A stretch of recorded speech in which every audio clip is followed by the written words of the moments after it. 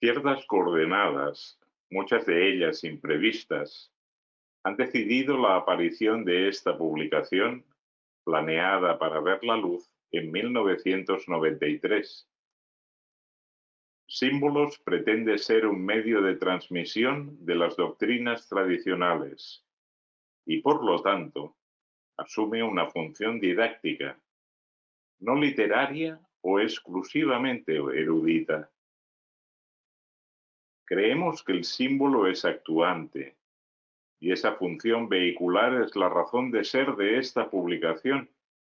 que por el hecho de estar editada en Guatemala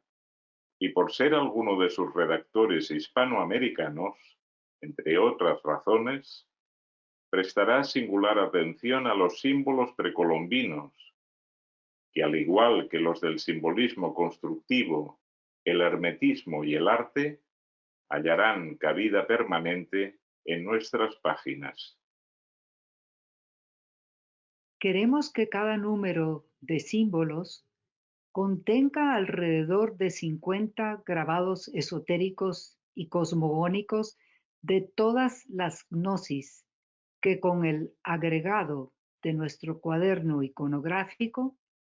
contribuya a ir conformando un archivo de símbolos e imágenes directamente vinculados a la efectivización del conocimiento, proceso realizado por mediación de la vía simbólica, con el auxilio de determinados mandalas,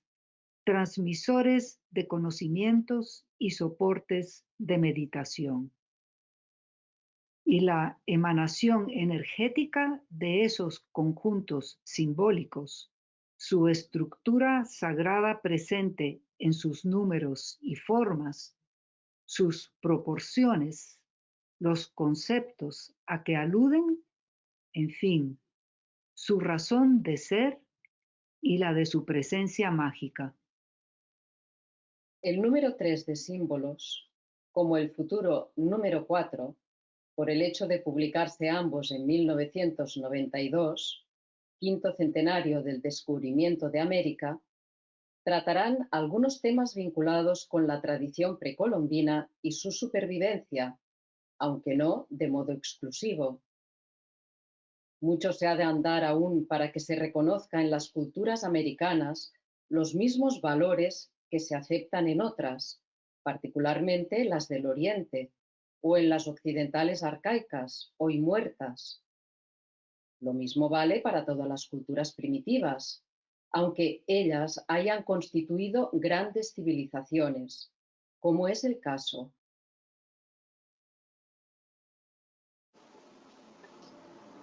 Al indígena no solo le han arrebatado las tierras y se lo presiona y compele a ser un blanco de quinta categoría. Lo que se le ha quitado y se pretende aún robarle es su auténtica identidad, expresada en sus mitos, ritos, símbolos, en su visión del cosmos y su manera de ser en el mundo, cosas que poco tienen que ver con el folclore y sí con la dignidad bien entendida. Esto es lo que los indios quieren restituir en sí mismos y proyectar hacia toda la humanidad. Este es su valor y su mensaje, y cualquier derivación cultural o social ulterior solo tendrá validez y podrá prosperar si está fundamentalmente basada en la metafísica indígena, la propia, que es la que le da el ser a los naturales americanos y les ha inspirado su cosmovisión y su doctrina tradicional,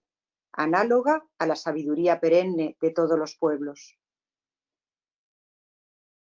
Entregamos el número 5 de símbolos agradeciendo la buena acogida que nuestra revista ha tenido en distintos medios y que testimonian críticas de revistas, cartas, salutaciones, envíos y sobre todo diversas notas y artículos de gran interés acerca de distintos aspectos de la gnosis, de autores editados y noveles.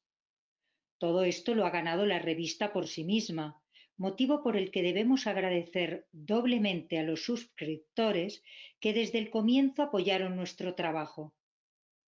Proseguimos con la publicación de una serie de documentos indígenas de la época colonial, donde los autóctonos revelan el pensamiento cosmológico de la tradición precolombina,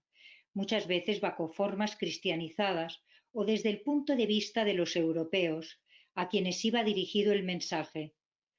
cuya lengua y alfabeto debían utilizar los sabios indígenas para dejar asentado su testimonio.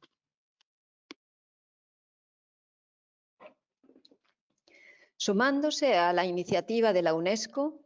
que ha declarado a 1993 como Año Internacional de los Pueblos Aborígenes. Esto nos parece sumamente interesante, pues creemos que los pueblos arcaicos, hoy llamados primitivos, conservan no solo valores, símbolos, mitos y ritos tradicionales vivos, directamente conectados con la tradición unánime y la cosmogonía perenne, sino que consideramos que la simplicidad y frescura de la forma en que se manifiestan estas tradiciones, su sistema de vida más sencillo y mejor articulado que aquel en que hemos nacido, son sumamente comprensibles y aptos para el hombre moderno. Además está decir que para una auténtica cultura, todos sus gestos son rituales y que ellos abarcan la totalidad del ámbito existencial, por lo que ciertas ceremonias y comportamientos pueden parecer muy extraños a los habitantes de las grandes ciudades, sino completamente incomprensibles. De hecho, no negamos que hay muchos casos particulares de diferente tipo y que, fuera del contexto cultural, serían inadmisibles a los ojos del hombre occidental actual. E incluso sucede inversamente, que cosas que éste hoy considera normales en su cultura son miradas con horror por otros pueblos, las que a su vez son observadas con espanto por unos terceros. Por eso, a la hora de legislar sobre este tema y de sentar precedentes al respecto, hay que ser muy prudente y especialmente abstenerse de generalizar. Y lo primero que hay que hacer al respecto es informarse, pues de lo contrario, el tabaco y el alcohol, que son sagrados para los indoamericanos, podrían ser prohibidos a esos pueblos por la Organización Internacional de la Salud o por el Dr. Freud, por ejemplo, sin hablar de la fiesta de los toros y las sociedades protectoras de animales. ¿Por qué no se reclaman los derechos humanos de aquellos que tienen que pasar 7 horas del día frente a la pantalla de un ordenador, cuando uno de los derechos fundamentales es la salud? El propósito fundamental de esta revista es dar testimonio y difundir ideas que se viven actualmente en todas partes del mundo, como jamás se ha dejado de hacer en todos los tiempos y lugares. Publicamos este número doble de homenaje a René Guénon, porque creemos haber reunido un excelente material que sintetiza, aclara y sobre todo difunde el pensamiento y la obra del gran metafísico francés. Queda en las manos del lector o aprendiz la tarea de reconstruir y vivenciar, como si se tratara de un rompecabezas, sin dejar huecos, la filosofía perenne, lo cual equivale a su efectivización, es decir, a la salida del laberinto y el encuentro con el centro, imagen del eje.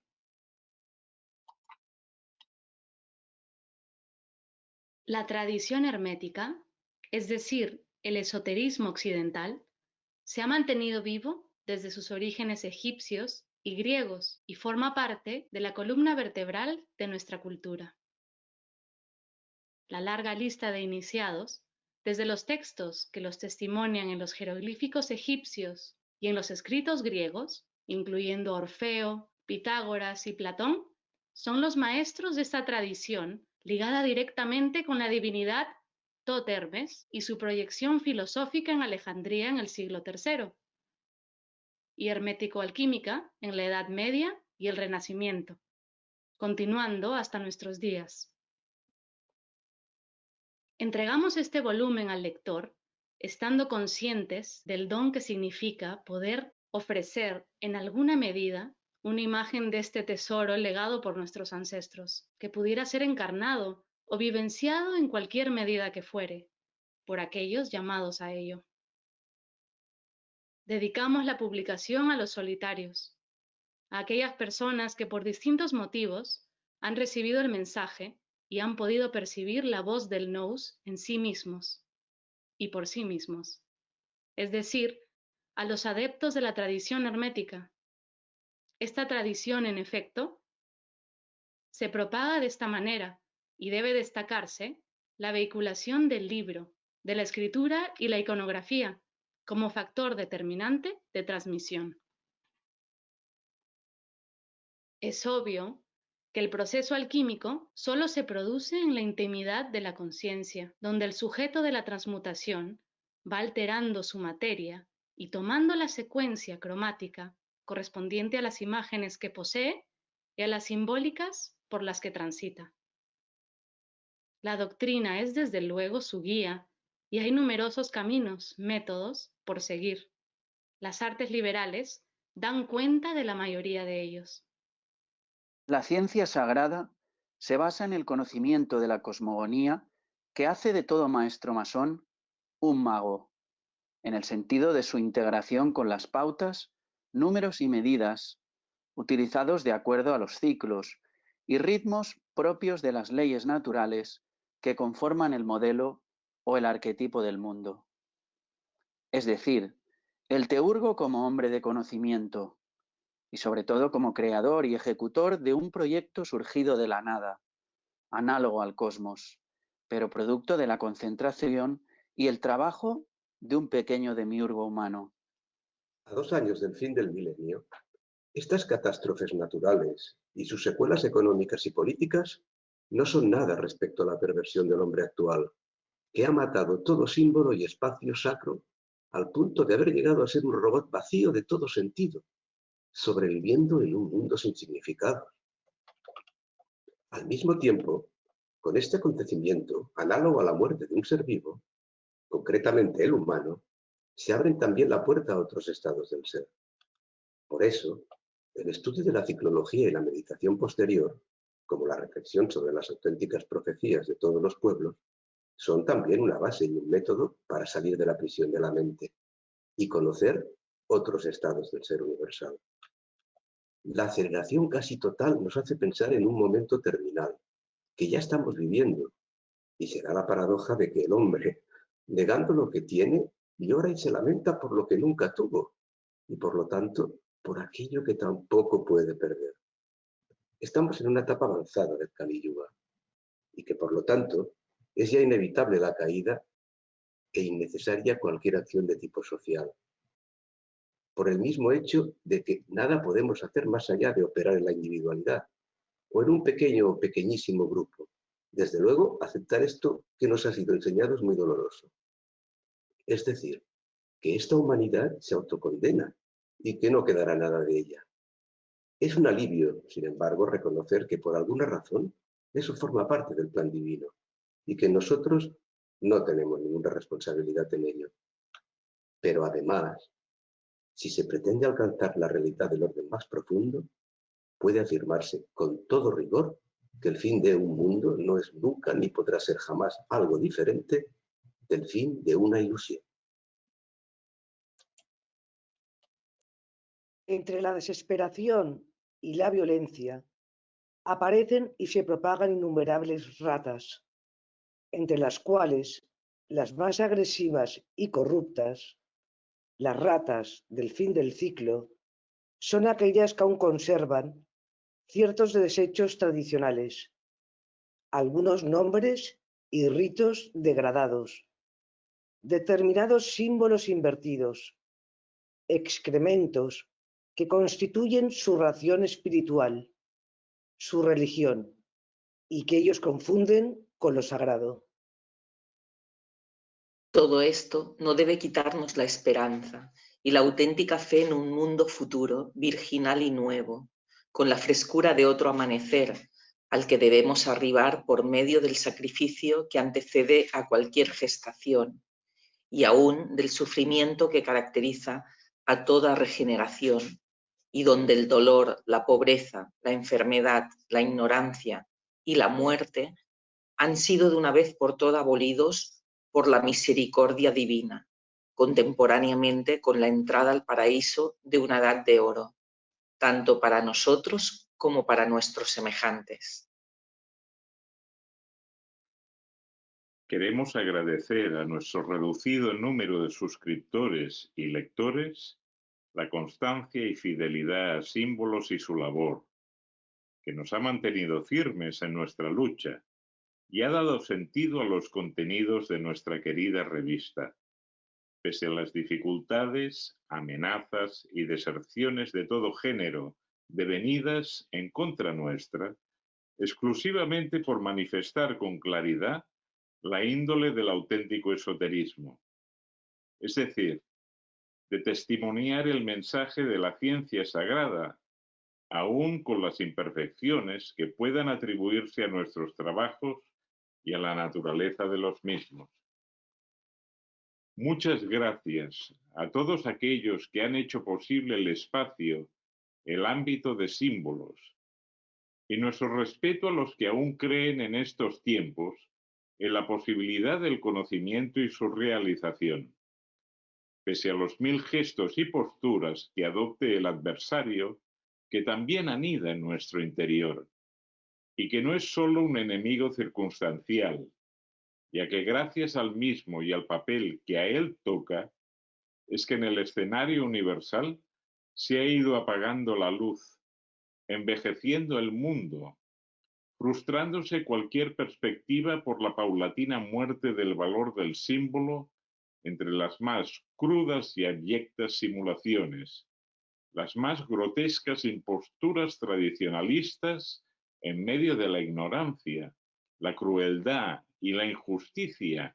protagonizada por la soberbia y el fanatismo de los que juegan un patético rol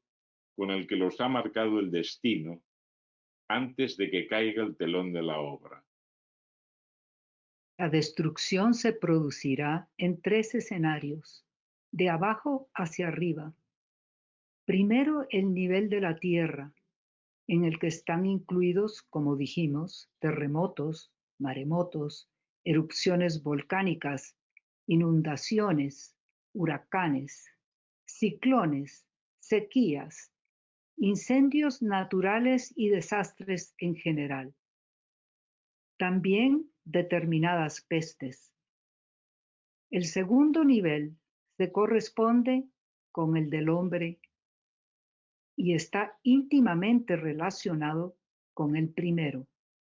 Incluye igualmente daños ecológicos a la naturaleza, calentamiento, venenos y gases tóxicos y enfermedades y accidentes contra la propia especie provocados por el ser humano. Negligentemente o con conciencia de distinto grado, así como hambrunas, extremo despojo y miseria, injusticias, abusos, mentira, corrupción, traición, robo, estafa, asesinato y violencias, especialmente guerras y terrorismos, que no dejarían la conflagración atómica de lado. En el tercer nivel, que se corresponde con el cielo, la batalla cósmica se da en un nuevo escenario, con los astros y estrellas por protagonistas, en el que hay que tener en cuenta que cualquier movimiento de ellos puede ser una catástrofe total en la Tierra, y también que unas decenas de años, más o menos, apenas son segundos en una dimensión mucho mayor, que incluso abarca la anterior. La confirmación más clara de esto se encuentra en el propio libro de la Revelación de Juan 21:1, donde se habla claramente de una nueva tierra y asimismo de un nuevo cielo. Volvemos a insistir en que estos mundos o planos se encuentran estrechamente relacionados y se interpenetran los unos con los otros, siendo el hombre también aquí un intermediario. De hecho,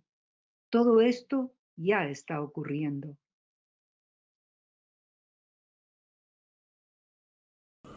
Agartha, que es el nombre del programa, es un compendio, un manual que traduce hoy día la doctrina y la tradición de todos los pueblos y tiempos bajo la forma de la tradición hermética. Su curso está específicamente diseñado para promover el conocimiento por la efectividad de su realización. Este nuevo aprendizaje ha de ser gradual y ordenado, y el aspirante recorrerá un camino, participará de un proceso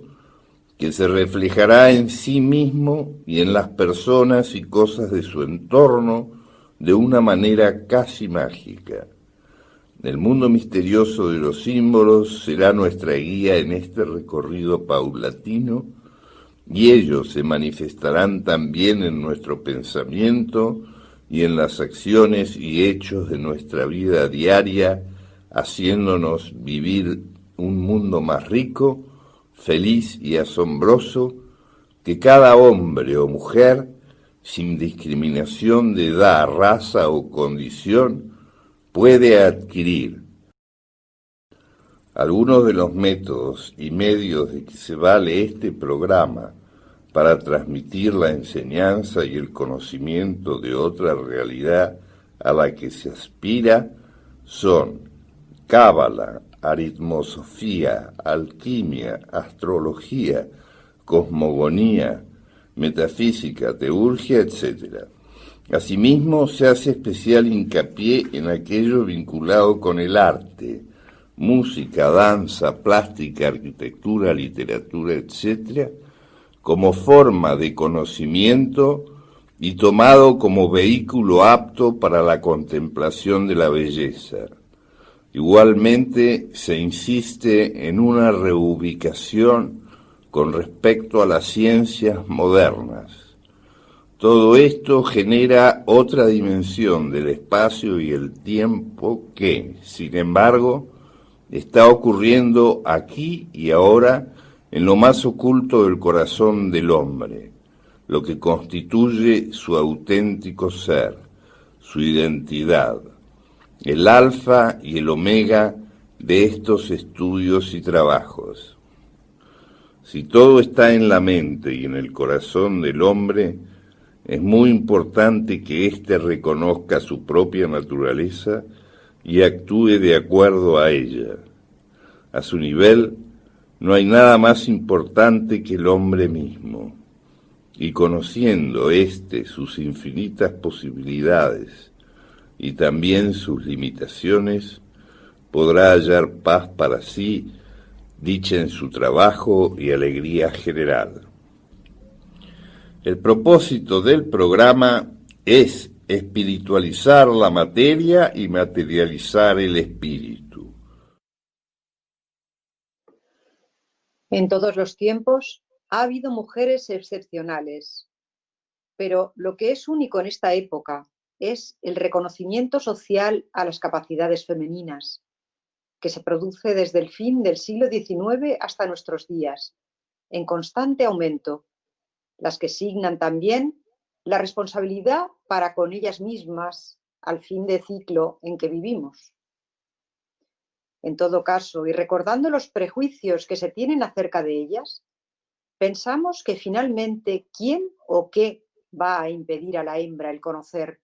el encarnar el proceso iniciático y hacerlo efectivo por lo más alto, para acceder finalmente a aquello que no tiene sexo, ni ninguna otra determinación, de lo cual emanan todos los colores, fenómenos y cosas del plano creacional, y aún sus posibilidades supracósmicas y supraindividuales presentes en el ser, macrocosmos y microcosmos, que, no olvidemos, es el camino para el conocimiento del no ser, la posibilidad universal.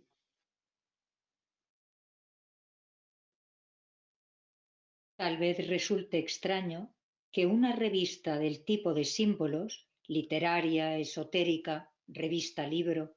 declare finalmente clausurada su función. Simplemente desaparece. Nuestro caso es distinto, porque si bien ya no se editará más la revista impresa sobre papel, sí quedará incólume su publicación telemática renovada 2 veces al año.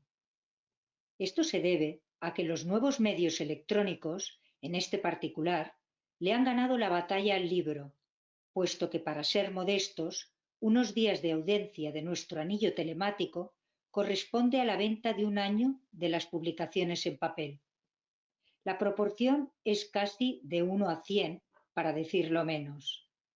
Por lo que Símbolos seguirá vigente y recreando hasta donde sea posible nuestra labor filosófica encarada, y así lo saben nuestros lectores, como una poiesis, latín poesis, procedente del furor. Por tales motivos, está claro que Símbolos no se retira de ninguna contienda, sino que se adapta a nuevas formas con el fin de difundir su voz entre oyentes inéditos y tal vez interesar a otra generación, cosa que ya ha sucedido, en este tipo de temas, siguiendo las pautas tan generosas y amplias de la tradición hermética.